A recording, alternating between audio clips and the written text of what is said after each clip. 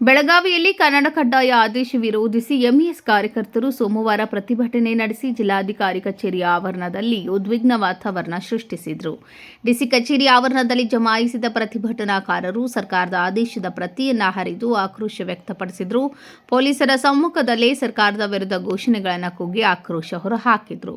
आम्ही मोर्चाने येणार होतो, पण काल सकाळी आम्हाला बोलावून पोलीस परमिशन देऊ शकत नाही अशा प्रकारे सांगितलं आणि त्याप्रमाणे त्यांनी एक आम्हाला सांगितलं की तुम्ही कितीही निवेदन द्यायला येऊ शकता.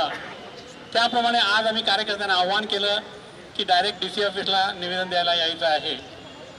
त्याप्रमाणे अडचणी कशा दूर करायचे याबद्दल विवेचन हे डीसी साहेबांची पोलीस कमिशनर ऑफिस. ಪ್ರತಿಭಟನೆ ವೇಳೆ ಸಂಯುಕ್ತ ಮಹಾರಾಷ್ಟ್ರ ಪರ ಘೋಷಣೆಗಳು ಕೇಳಿಬಂದವು. ಮರಾಠಿ ಭಾಷೆಯಲ್ಲಿ ನಾಮಫಲಕ ಹಾಗೂ ದಾಖಲೆಗಳನ್ನು ನೀಡುವಂತೆ ಎಂಇಎಸ್ ಕಾರ್ಯಕರ್ತರು ಆಗ್ರಹಿಸಿದರು. ಘಟನೆ ಹಿನ್ನೆಲೆ ಡಿಸಿ ಕಚೇರಿ ಆವರಣದಲ್ಲಿ ಬಿಗಿ ಪೊಲೀಸ್ ಬಂದೋಬಸ್ತ್ ಏರ್ಪಡಿಸಲಾಗಿತ್ತು. ಕೆಲ ಕಾಲ ಸ್ಥಳದಲ್ಲಿ ಉದ್ವಿಗ್ನ ಪರಿಸ್ಥಿತಿ ನಿರ್ಮಾಣವಾಗಿತ್ತು. ವಿನೋದ್ ಕುಲ್ಕರ್ಗೆ ಎಂಎಂ ನ್ಯೂಸ್ ಬೆಳಗಾವಿ.